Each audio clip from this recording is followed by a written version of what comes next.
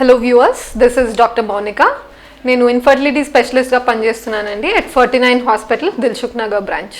ఈరోజు నేను డిస్కస్ చేయబోయే టాపిక్ వెరీ సింపుల్ టాపిక్ అండి, ఫర్టైల్ పీరియడ్.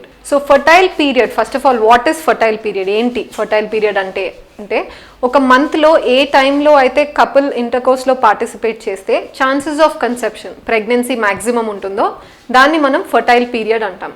సో ఒక లేడీకి యావరేజ్గా సైకిల్ లెంత్ వచ్చేసి అరౌండ్ 28 to 30 days ఉంటుందండి. సో ఈ 28 to 30 daysలో ఈ ఓవ్యులేషన్ అంటే ఓవరీ నుంచి ఒక మెచ్యూర్ ఎగ్ రిలీజ్ అవ్వడం, ఈ ప్రాసెస్ అన్నది ఎప్పుడు జరుగుతుందంటే it is 14 days before the next expected period అండి.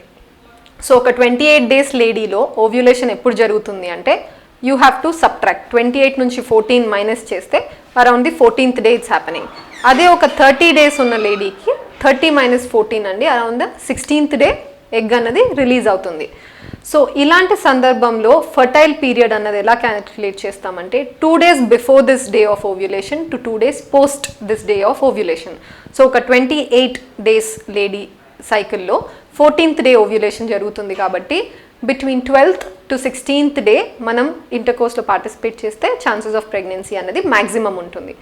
ఈ పీరియడ్ మనం ఎలా డిటర్మిన్ చేస్తున్నామంటే ఎగ్ విడుదలైనది ఎంత లైఫ్ స్పాన్ ఉంటుందంటే it has around 24 to 36 hours అండి. కమింగ్ టు స్పర్మ్స్, ఏవైతే వెజైనాలో డిపాజిట్ అవుతాయో, స్పర్మ్ వచ్చేసి సర్వైకల్ మ్యూకస్లో ట్రాప్ అయి ఉంటాయో అవి డైరెక్ట్గా స్విమ్ అప్ చేసి ట్యూబ్లో చేరి ది ఎగ్ని ఫర్టిలైజ్ చేయాల్సి ఉంటుంది.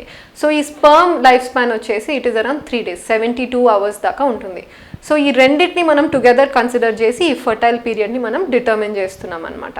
సో అలాగే ఇంకొక ఎగ్జాంపుల్ తీయాలంటే 30 days ఉన్న లేడీలో సైకిల్, అక్కడ 16th day ఓవ్యులేషన్ జరుగుతుంది కాబట్టి ఫర్టైల్ పీరియడ్ కౌంట్ చేయడం 14th day నుంచి 18th dayగా చేస్తామన్నమాట. నో ఈ ఓవ్యులేషన్ అవుతుందా లేదా, బికాజ్ ఇర్రెగ్యులర్ సైకిల్స్ ఉన్న వాళ్ళకి ఈ ఫండా మనము అప్లై చేయలేం కాబట్టి what we can do irregular cycles ఉన్న వాళ్ళలో.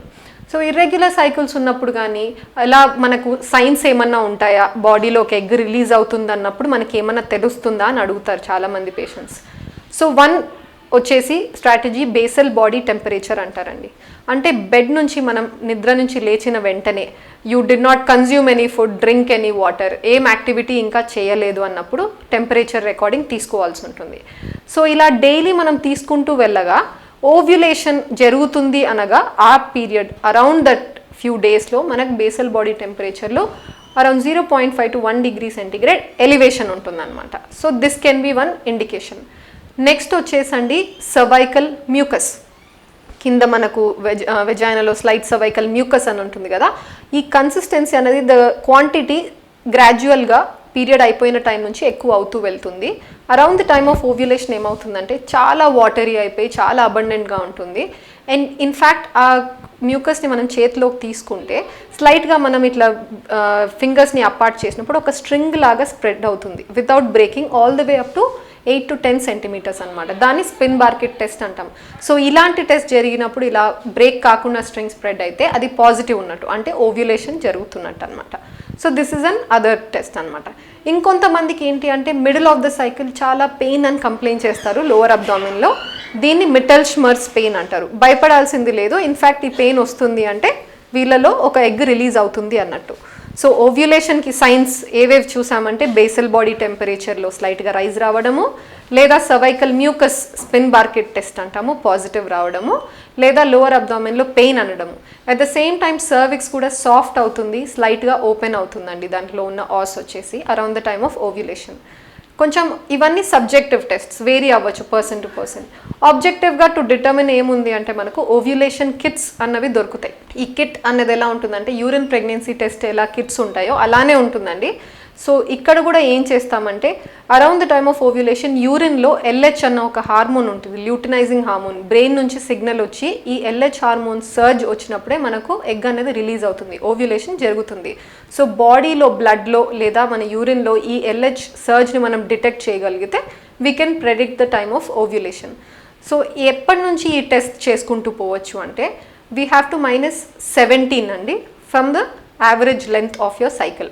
సో ఒక 28 డేస్ సైకిల్ ఉన్న లేడీలో 17 మైనస్ చేస్తే అరౌండ్ ద 11th డే అనమాట. సో 11th డే నుంచి daily morning best sample will be around 10 to 2 PM మధ్యలో కలెక్ట్ చేసిన యూరిన్ శాంపుల్. సో ఈ శాంపుల్తో మనం ఈ యూరిన్ ప్రెగ్నెన్సీ టెస్ట్ కిట్ ఎలా ఉంటుందో సేమ్ ఉంటుంది కాబట్టి ఫ్యూ డ్రాప్స్ ఆఫ్ యూరిన్ని ఆ వెల్లో వేస్తాము. వేసి we have to look at C and T అని ఇండికేషన్స్ ఉంటాయి, కంట్రోల్ అండ్ టెస్ట్ అనమాట. సో కంట్రోల్లో లైన్ వస్తుంది అండ్ టెస్ట్ మీద కూడా లైన్ వచ్చింది అంటే టెస్ట్ పాజిటివ్ వచ్చినట్టు అండ్ మనకు ఓవ్యులేషన్ నెక్స్ట్ 12 to 24 అవర్స్లో జరిగే ఛాన్స్ ఉంటుంది. సో ఆ టైంలో ఇంటర్కోర్స్లో పార్టిసిపేట్ చేస్తే ప్రెగ్నెన్సీ ఛాన్సెస్ మ్యాక్సిమం ఉంటాయి. అదే మనకు కంట్రోల్ దగ్గర మాత్రమే ఒక లైన్ వచ్చి టెస్ట్ అన్న ప్లేస్లో లైన్ రాలేదు అంటే the test is negative. We have to repeat the test the next day. అదే కొంతమందిలో వీక్ పాజిటివ్ అంటే very faint line near T వస్తుంది, అప్పుడు ఇంకొకసారి నెక్స్ట్ డే రిపీట్ చేయండి.